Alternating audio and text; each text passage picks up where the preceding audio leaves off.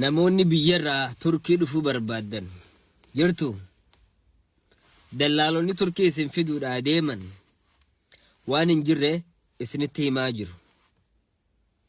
Turkiidhaan deemtee Awurooppaa seentaa deemtee Ameerikaa deeyxaa kun diraamaadha.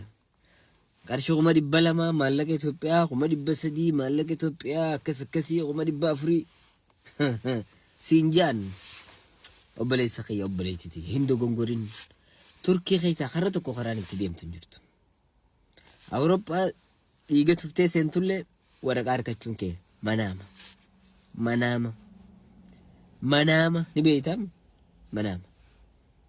Dubbiin akka durii miti. Wanni hundi jijjiiramte.